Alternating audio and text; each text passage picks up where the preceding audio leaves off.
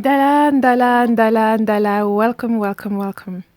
I hope you're having a wonderful day and a wonderful week. I wanted to make this video to answer a lot of the questions that have poured out from my video on fasting, using fasting to boost your manifestation. I will put a link to that video somewhere here or down in the description box below. So, as you've seen in the title, we are going to be talking about a specific type of fasting. So before we get into that, I wanted to say that there are many different type of fasting. Okay, fasting is not just about food. It's not just about water fast, juice fast. You can fast by restricting yourself from not eating meat, from not getting a dessert, from not eating specific foods that you really enjoy. You can fast by abstaining from sex, abstaining from your favorite hobby, from watching, your favorite sport game, or following a league that you always follow. It's basically the underlying principle behind fasting is that you consciously restrict yourself from something that you really enjoy and love. Okay, that's the whole point. And so it doesn't have necessarily to be food. I guess food is the easiest thing, the most palatable, the most popular as well. When we talk about fasting, people stopping to eat solid food and going to juice fast, even to water fast, or dry fast. People just cutting out certain things within their diet. It's basically restricting yourself, forbearing something so you can make room for something else to come. It's paying it forward. That's the principle behind fasting.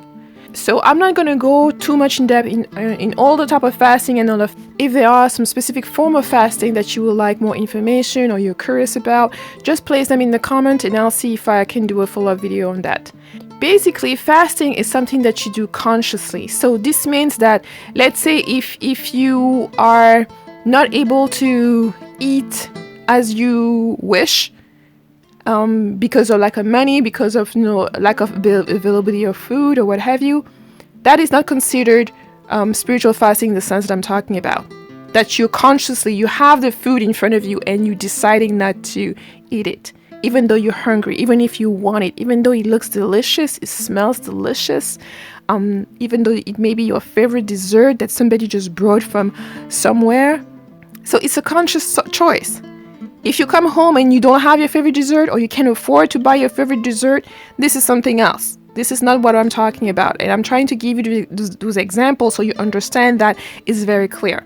A minimalist, for example, is somebody that has the money to buy a whole bunch of stuff and that decided not to.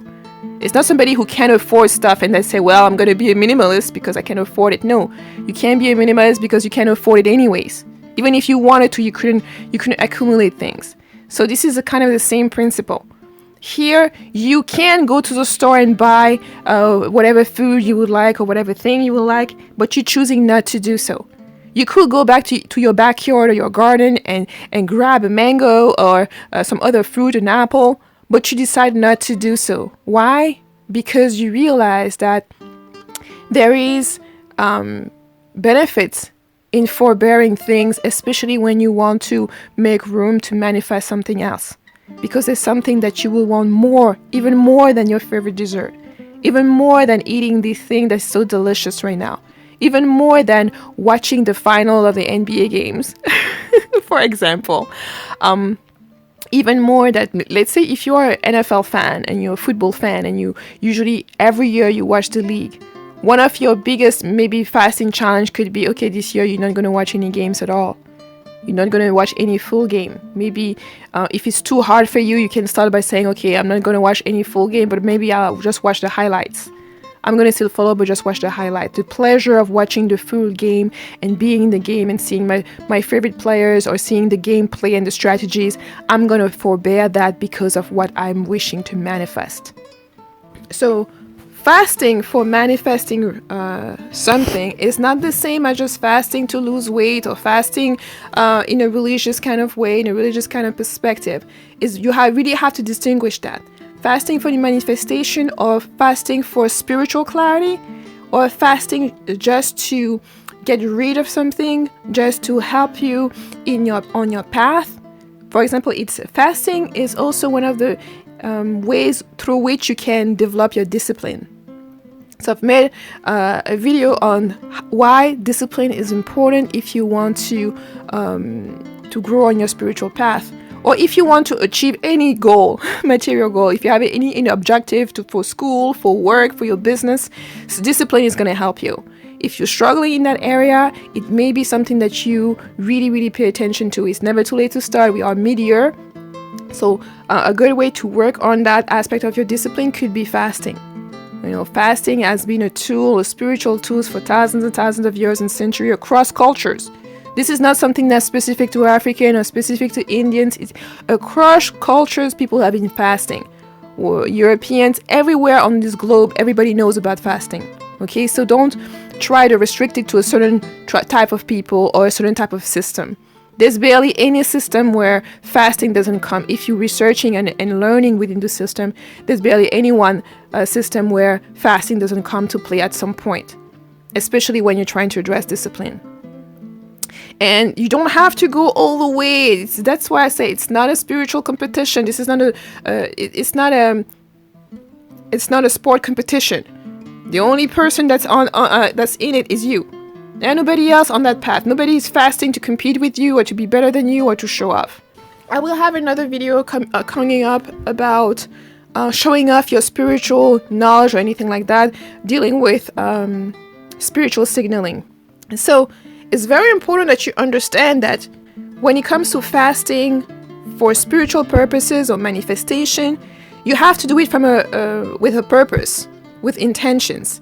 This is not something that just happened to you. It's something that you want to do. It's something that you actively participate in. This is why I was mentioning that if you can't afford to buy the fruits and the food anyways, if you couldn't afford to go to the NBA finals, then you're not restricting yourself by saying, I'm going to fast about that. No, you can't afford it anyways, so you're not fasting about it. It's you have to have the means. And when I'm talking about the means, is really like your own means, your own resources. And the more it's about your own resources and about yourself, the more effective it is going to be. So fasting for spiritual reasons, you can do it for many, many different reasons within the spiritual realm. You may have certain issues that you are confused about and that you seek clarity on. Decluttering your mind by making room and by making space within your body and within your mind is going to help you bring in that clarity. In many different religious and spiritual systems, they talk about if you are having any issues with negativity, negative energies, negative people that you can seem to get rid of on your own, fasting can help you do that. Depriving yourself of certain things can help you do that. And when you think about it even logically, think about that. If you have a friend who's always negative towards you, right? But you're having a great time every time you're with that friend. But that friend gives you a great time, but always picks at you.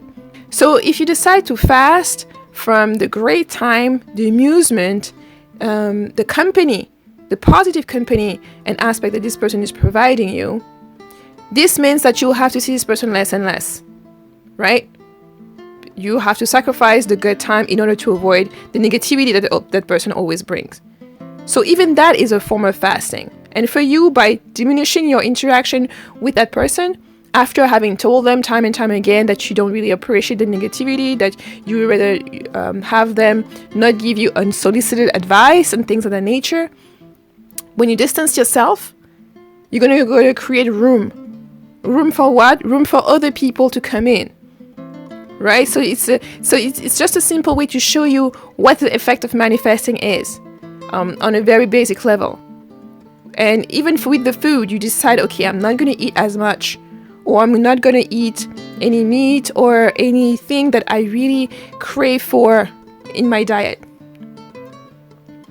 And when you do that, that part of you that craves it, right? You will have that part of you that's going to be, oh man, I love a chocolate chip ice cream right now. It's so hot outside, and all kind of reasons are going to pop up to say, why you should get one right now, and why is somebody offering that to you, and why are you saying no, and maybe that your little cousin will love it, or all kind of reasons are going to burst in your mind to disrupt you from the goal that you put yourself to achieve. Maybe it could be for the next 3 months, I'm not going to eat ice cream at all, or just the kind that's my favorite. And if that's your challenge, if that's the thing that you decide to fast about, you're going to have to create steps for you to maintain that. You're going to have to create strategies in terms of like, what can I replace it with if I feel really, really low and craving and I don't want to break this commitment towards myself. So it's not something that's necessarily easy. And matter of fact, you shouldn't take, I guess if you've never done this before, it will be easier if you take something that's small, that you can manage, just so you see what it is like before going for things that actually matters to you. So for example, if you're not really a dessert person, but you like dessert, but you won't crave it like that, so fasting that dessert is not going to have the same impact as if you fast something that you actually really crave for.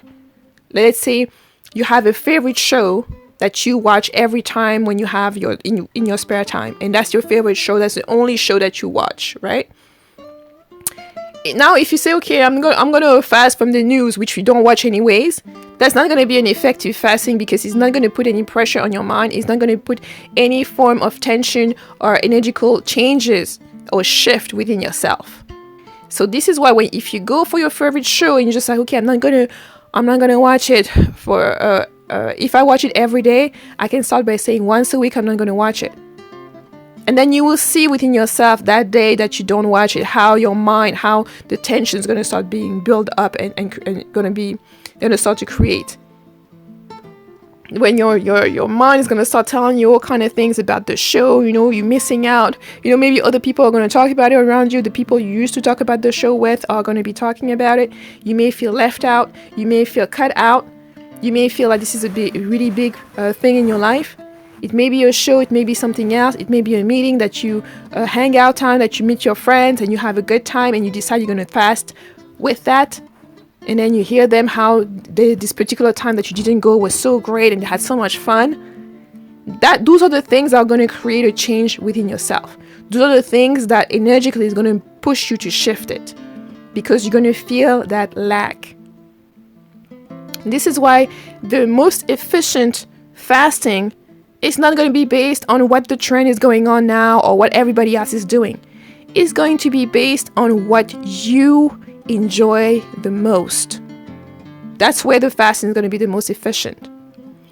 Of course, in a lot of religious tradition, fasting was all around food. People didn't have video games, they didn't have TV, they didn't have computers or phone, they didn't have that many recreational sports and all of that. So food was the one thing that we knew everybody had. Okay, in variation of abundance, but everybody had access to food. This is why if you're alive, you're eating. So it was something that was easier, okay, easier to find and easier to look and to fast with. And at that time, you didn't have as much distraction as we have today. So it was much more easier. You didn't have like tens of thousands of different dishes or 400 different places to go eat. You were basically bound to a specific area, and there were, only so many dishes that people were doing at that time. So it was much, much, much more easier to fast. Today is getting harder and harder because you really have to pull and know yourself well enough in order for you to detect what is the thing that will create the most shift within myself. And you can't look into someone else. This is why if you have done group fast or different things with other people, and the person decide, okay, we're going to do a juice fast with this and that, and you come out of that and you don't see any personal shift, you may lose some weight depending on how you were eating before and how you ate during the fast. Yes, for sure. But the kind of fasting I'm talking about is for spiritual results, for manifestation. So if you see that you are the exact same person that you went into the fast coming out, meaning if the only aspect that changed was, you lost a little bit of weight, 1 pound or 2 pounds, whatever, there was no in-depth transformation. And this is why you can see people who continuously go and do different kind of fast, water fast, this and that, and spiritually they are still stagnating. They are still not able to manifest what they want to manifest, and they're still not able to achieve their goal. And to me, this is kind of the crust of things. fasting only works when it really deals with something that you really enjoy, that you really love. Because for most of us, what drives us is that passion within ourselves. When we take away the things that we love, there's a reaction within ourselves that sometimes we can't even control. And we really have to look within. We really have to look deep to find that other contentment and fulfillment within ourselves in order to refine our balance and our joy. And that's what fasting is helping you to do. Instead of having that outward expression of, your love for filet mignon, for example, where we take the filet mignon out, you have to seek for that same feeling, that same contentment, that same satisfaction that the filet mignon gives you within yourself. And that's the challenge. That's really the challenge. And through that challenge, this is where you grow. And this is why once you've done those kind of fasts, you cannot come out the same person. You will not come out as the same person. Now, if you like a consultation to look at what's going on with you, where you will want to manifest more, where will you want to focus to develop more discipline and see what kind of fast may work for you, you'll have information to contact me down in the description box. So you may be doing this fast for many, many reasons, and this video is for people who've been fasting and haven't seen any difference. Basically, you go in, you do those 21 water fasts, you do juice fast and what have you, all the kind of fast that you find your hands on, or you tap your hands on, or people talk to you about it. And then at the end of the day, you find yourself in the same situation. You find yourself in the same financial crisis, or you find yourself in the same situations. Normally, when you're coming out of a fast, if you're doing it properly, you're not the same. You're not going to be facing the thing the same way. And more specifically is that when you're fasting about something specific. You're not fasting about everything in the world. I mean, you could do that, obviously, but I'm talking, the type of manifestation I'm talking is manifestation for yourself. So if you want anything about manifesting and healing the world and helping your community and other people, that can be the subject of a different video, and just let me know in the comments. But for now, I'm talking about you as an individual. There are things that you're trying to do in your life that you feel like you blocked, or that you feel like you don't have enough motivation. Using fasting as a tool to build your discipline, meaning the fasting is not creating some type of magic that's doing the work for you, that's going to, resolve everything around you. No. The fasting is shifting things within yourself so that you can do the work in order to achieve what you want. It's important that you understand this distinction, that you don't think that, okay, just because you fasted, now at the end of the 21 days or however long it's going to be, everything's just going to be resolved, and all what you had to do is be in the cave for that amount of time and come out and everything will have been resolved while you were in there. No. You really have to shift that kind of perception and think that once you finish the fasting, the only thing that will have changed is you. And how you're going to approach the goals and the things that you want to achieve for yourself, and have enough discipline in order for you to do it. And when you are being coached for fasting, it's the same way when you're being coached with a personal trainer. The coach can only tell you what you need to do. If you don't do it now, don't ask for the results. The six-pack is yours because you're the one who put in the work, okay, not the coach. The ultimate result and the manifestation result is yours because you're the one who put in the work. Somebody can guide you to the step that you need to take, but if you don't do it, then it's all on you. So it's important to understand that. And of course, if you're fasting by yourself on a particular matter, you will change your own perspective. And this is why sometimes people will go and do group fast. When you're fasting with a group, it's all of you who are in that particular energy, in that particular optic or framework, and you can feed off each other. So it's easier if you're fasting with a group, so that if you have cravings, you have somebody to talk to, you have somebody to rely on and help you to be accountable to, and all that good stuff. So it can help you stay on track. However, none of the other people in your fasting group can do the fasting for you. It's the same thing as a personal trainer or the friend that's in the gym training with you. They can come and do the push-up for you. They can come in and do the sets the reps that you need to do. You have to do them for yourself. They can't come and watch what you're eating. You're gonna have to do that, but when nobody's around, you're gonna have to have that discipline and develop the discipline for yourself. Okay, but the difference with the group fasting is that you magnify the energy when you're all fasting for a specific purpose, for a specific result. So if you're adults in the same family, or in the same community, or with friends or associates who are fasting for a specific thing, it magnifies it. It amplifies the shift that you guys are trying to make. So this is why, group fast is very popular. It's not that is very popular. This is why group fast is very efficient.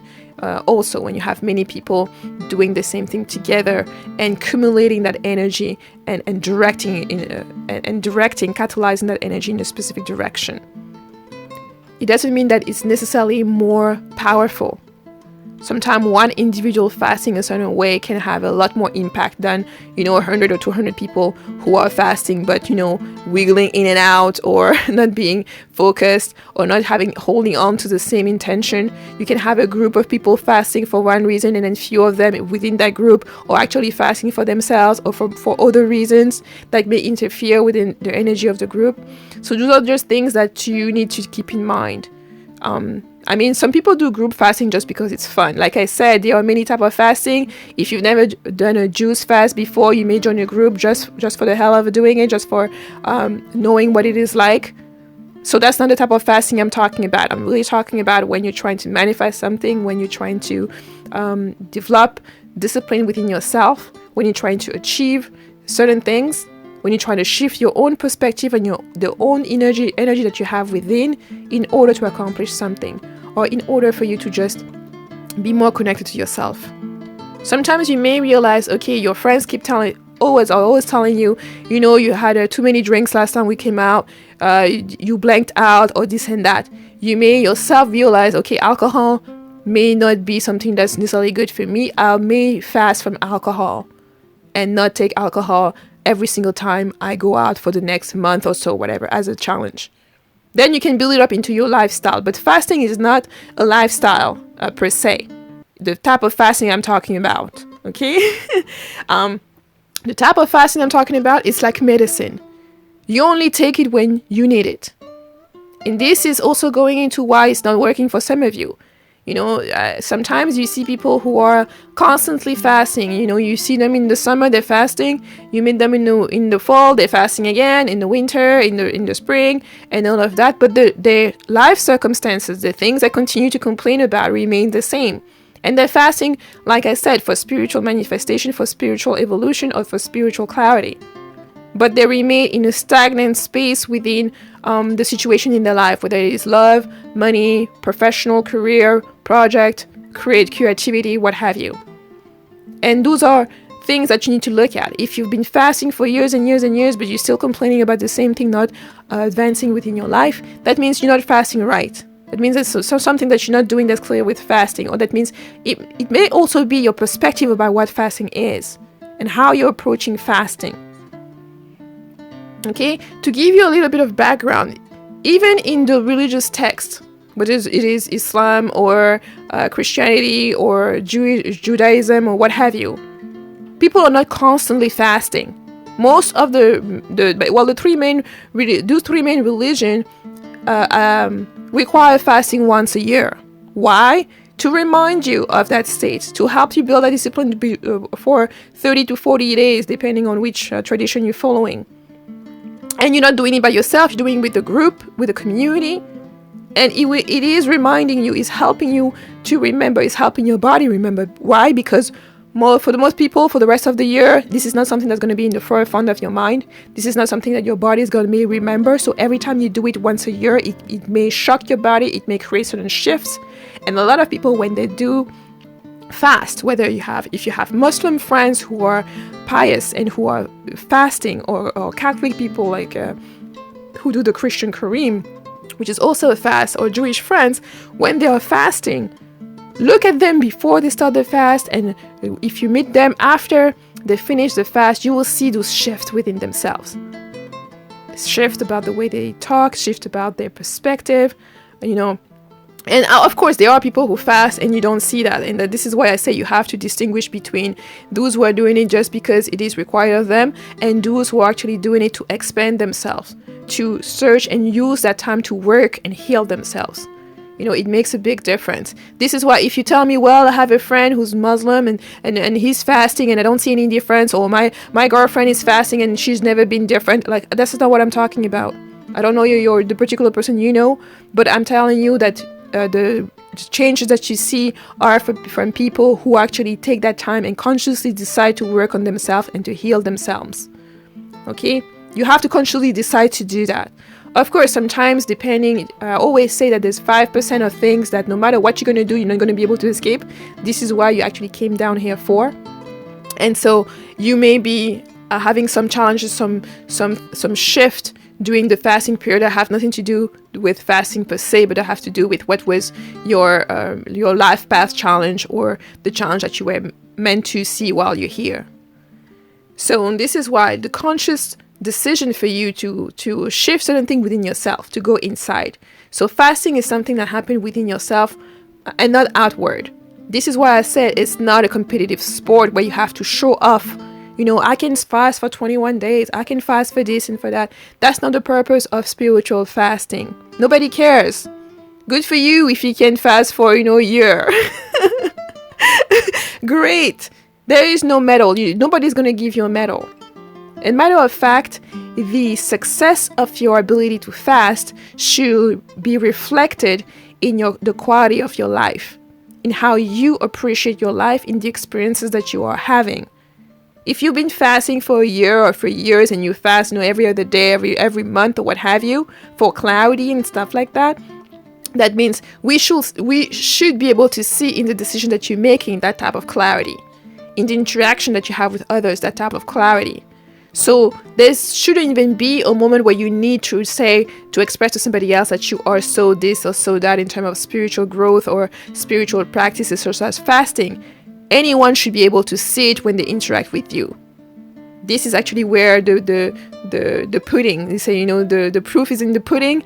This is where the pudding is. Your own interaction, the way you carry yourself, the way you make your decision, the way you take your decision, the way you interact with others. From that perspective, people should meet you and say, wow, there's something about you. What are you doing? And then you can come in with, okay, maybe fasting is your magic tool. It's a thing that particularly for you helps you strive. Great. But if your life is in shambles, you don't get any clarity every time you fast, and there's no point in you advertising or spiritual signaling that you fasting or that you like fasting or what have you. You shouldn't have the need for that. Matter of fact, if you are more concentrated in telling other people what you're doing, how you're fasting and all of that, that means you're probably not putting enough concentration and energy and work into the fasting itself. Because this is why when you're fasting, you don't even have that extra energy to be blabbering around, basically. Which brings me to my second point. When you're fasting, yes, you're depriving yourself of something that you really love, that you really want, that brings you joy, that you crave. However, you're not supposed to show it to everyone. Somebody is not supposed to look at you and say, hey, are you fasting? Because you look kind of depressed. You look kind of like sad. What's going on? And what other press up is this, like you are committing to yourself that you're going to restrict yourself from XYZ. So it's a commitment that you do to yourself, not to the outward world, not to your coworkers or your best friend or whoever else. So they have no even business knowing that. Unless maybe you're doing one of those fasts. Let's say if you water fasting or dry fasting for the first time for a long period of time, then maybe, yes, you may want to tell one or two people just in case you faint or so something happens that they are aware that you're doing this. And I wouldn't even recommend you doing dry fast or water fast without being accompanied by somebody who's done it before. You shouldn't. This is not the type of thing you should be doing. If you live alone and you're by yourself, and nobody's going to be checking on you to make sure you're okay, because your body, if it's the first time you're doing it, your body may not react the same way other people who have done it for a long time may react. This is not something that you go on YouTube and you see and you want to do it in your apartment by yourself on your vacation time where no one's going to be around. Because you don't know how weak your body may be And if you may need assistance, physical assistance or medical assistance during that process. So it's important for you to understand that, yes, for health reasons, for restriction, if you have some sort of health issues, maybe you may even need to tell your doctor that you want to go on a fast before you even start. Now, for those of you who don't have any health issues or any of that, when you're deciding to fast, let's say even if it's fasting by not eating any type of dessert you crave, you shouldn't be telling anybody that. This should be kept to yourself. This is part of your intention. Your intention are not to be exposed in the light and told to everybody. Because think about it. If you tell everybody and all your friends, well, guys, I'm fasting for dessert and stuff like that, I don't want to eat any chocolate cake, and you give all of them a list and things like that, then they may make it easier for you by not bringing this, not bringing that, and you will not achieve that shift because there will not be any form of tension within yourself, because everybody else will be kind of managing around you because they know this is what you're requiring and this is what you're doing. Okay, and this may be one aspect. Another aspect also is that when it's just like when you write up your intention on your goal for the year, if you go and you tell everybody, then a lot of those goals may never come to fruition. Why? Because some people may hear it and go and achieve some of them before you do. It's like if you have this bright idea, this bright invention, and instead of working on it and going and patent it, you just go and tell whoever wants to sit down and hear it. Then don't be surprised that by the time you finish working on it and you're willing to go and patent it, someone else has already patented it before you. And it will have nothing else to do with this person is negative. No. It's because you were the one who shared it with them. And that idea, by sharing it with them without you having already protected it, you basically told them that it's like giving somebody else something for free. And it's just a simple basic thing. When you think about it, the seed is in the dark, unseen by no one, but the plant that is nurturing it, but the plant that is going to grow out of it, if you like. So same for your intention, same for your fasting intention. If you're fasting for a specific reason, something is happening to you and you decide to fast, keep it to yourself. Keep it to yourself, let it grow. If you're fasting for a mate, if you're fasting for a new opportunity at work or for a new project and things of that nature, to be more creative. Outwardly, you still keep sending out your resume, going on dates, or being available to meet other people, mingle and chat, maybe taking creative courses, all of that. Outwardly, you're going towards that. Inwardly, you hold on to that intention. You set that intention and you direct your energy towards that intention.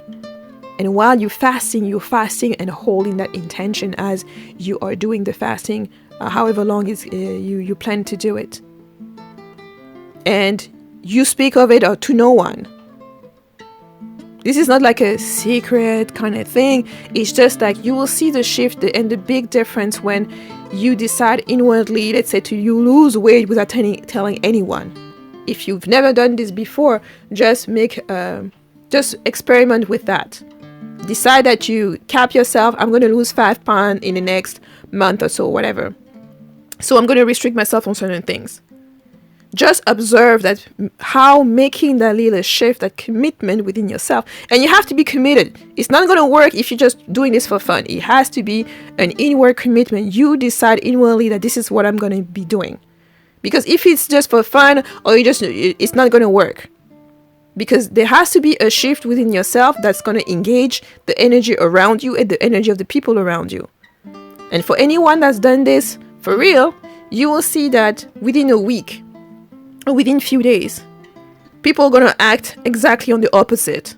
You're going to be invited to go out, to eat out. People are going to bring you food. People who never brought you food before are going to bring you food. And it's basically the universe testing you. Is it really are you really wanting to lose those 5 pounds? Or are you just talking your mouth? And it's going to be up to you to develop the discipline in saying, no, thank you. Not, no, thank you, I'm fasting because I want to do this and that and that. It's just say, oh, no, thank you, I'm full. Or no, thank you, but I'm good. Oh, no, thank you, I don't quite like that. Oh, no, thank you, I already ate. You should be able to decline the things that are not going to be that are not aligned with your objective. your objective is to lose weight, to lose 5 pounds in the next month or so, and overeating is not going to align with that. And you should be able to look at that and say, no, thank you. That's not what I want. That's not what I ordered. So the same way, if your objective is to finish this project and launch your website or whatever it is, the project, within the next 2 months, and all of a sudden all your friends have parties happening, people want to do more and more barbecues and hang out and, you know, meet such and such new girlfriend and new boyfriend and all of that, and they're asking you to hang out all the time, you have to be able to say no thank you. You know, I'm actually busy that day. Or no, I'm not going to be able to do it. Maybe in 2 months. That's something you have to build within yourself. And that's not something you're going to start saying, oh, blaming society about the barbecue season or blaming this about. No, it's something that you as an individual needs to start developing within yourself and be able to say no. To look at an offering, at something that's being offered to you and see, is this aligned with what I want? And if it's not aligned with it, I need to decline it. And you don't need to be rude about it. You don't need to say, well, you know I don't eat meat. No need to have an attitude or anything like that. You can say, thank you very much, but I'm going to have to pass. You know, I'm very busy this season. You know, let's make a point to see each other in October or at whatever else date. So you're not just saying no for no reason, and you have an alternative for that person to catch up and hang out with your friend at another time once your project and your goal is reached. And you have to be very, very focused about this and very serious about it. You know, I wouldn't advise what you can see sometimes in program that people are losing weight, but they're like, I'll have a cheat day. I wouldn't advise that. I would say don't make your program with anything of cheating. First of all, even the terminology is not even conducive energy. But just tell yourself from the get-go, this is what I'm planning to do. This is what I'm going to stick with. And this is why I also said, if your objective is to restrict yourself from something that you do 5 days a week, and that's going to be too much, that's going to be too hard, try to do that thing only 4 days a week. Start with 1 day that you're not going to do it. Then at the next fast, you can start with 2 days you're not going to do it, or 3 days if you want to intensify it. Because the first thing is that if you do things that are too hard for you, well, of course, you're going to learn that it was too hard. But also you may demotivate yourself. It's easier to have steps that are smaller. They're still challenging because this is something you crave anyway, so it's going to be challenging. And for even people who are, depending on your level of where you are, because we can do an assessment about your level of discipline, and there are specific questions that you can ask yourself in order to see if you're really, really disciplined and your level of it. Some people sometimes undervalue themselves and saying, I'm not disciplined at all, when yes, you may be very disciplined when it's something that you want, and not disciplined when it's something that you don't care about. That's more important for your friends or other people who are trying to impose that on you. So you can have an evaluation of that. Where do you actually need discipline? Which level and which ways to go about it? For some people, some people can go full cold turkey and say, okay, I see this is what I really want, and I can stick to this for a full month, 30 days, and not do it at all. And just excel and go to the finish line. And then come out of that with a mind shift and saying, well, this thing that I thought had such a hold on me really doesn't. And it gives you some validation, it gives you some motivation, it gives you proof about the things that you can do and how you can shift your mind. But that's not everybody, and most people are not going to be able to do that. This is why I go back and saying, start with the baby steps. It can be maybe for some people, it will be, don't do that thing for half a day. Don't eat that thing at 1 meal a day to get started. So you have to kind of assess yourself to see which level of discipline you're at, so that you can start with these baby steps. And once you see like you achieve the first one, wow, now you can go and do the second one. And when you're doing the second one, you're increasing it. And this is why every time you fast shouldn't be the same thing. You know, I see sometimes people saying, every year I do my water fast, or every year I do my juice fast with the same group, and you use the same recipe and all of that. And I say, yes, if you're doing it for fun with the group and people you like and you're enjoying it, it's kind of like a yearly thing that you get to see these people that you don't see before or whatever else reason, that's fine. But do not confuse that with fasting for spiritual reasons or religious reasons or manifestation, because it has nothing to do with it. It's different. It's just like if you go meet your friends to play tennis, you guys are just playing to have fun, you're playing game here, you're not very particular about the rules and stuff like that. That has nothing to do with if you're entering a tennis competition or you prepare and you're going to see a coach prepare for a tennis match. Or it's not the same thing if you are working out just to, tone yourself a little bit, get in shape, do something 10 minutes a day. This is not the same thing if you're preparing for a marathon. Okay? So this is why I'm saying do not confuse all of them. All fasting are not equal. And they do not mean the same thing. When somebody's talking to you about fasting, you really need to ask the questions. Really need to be detailed about what's going on and if it's in line with what you're looking for. Because there are as many fasting programs or methods as there are people in this world. So you really have to know what you want to achieve with the fast, the first place, and then go seek the program that's going to be good for you. And what I'm talking about is that it's the same. It comes in increments. If you couldn't do the first little step, that means you need to go even a step lower. And as you advance, let's say that's your first fast. Maybe next year you're going to do a second fast, and it's going to be at level 2, because you already passed level 1. You're not going to keep repeating at the same level. Why? Because your body already knows that. Your body already done that. Of course, it also depends on what kind of lifestyle you're doing in between. Like I said, in terms of religion, fasting is always incorporated. And many systems incorporate fasting just because it's good to remind your body not to get too dependent on food. This is what the fasting is around food in religion and many spiritual systems. And it's also to shock the body into getting to that mode. Why? Because the rest of the year, this is what you're doing. You're indulging in this and that. You're not really paying attention to that specific aspect. So the fasting that comes around brings you to that aspect and pushes you to focus on that in particular. Now, if you're doing a fasting program for manifestation or for to gain clarity, if you achieve your first program, your first step, you see the clarity, you're going to be amazed, you're going to be motivated, you're going to be wow.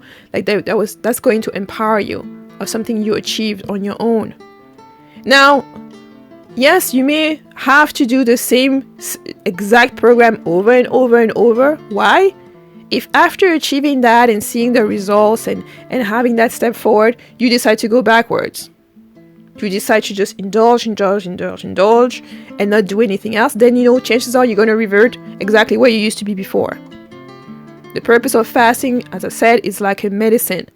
You're going somewhere, you hit a block, you don't feel that well, you take the medicine to make you go over that block so you can continue moving forward, not returning exactly where you used to be before.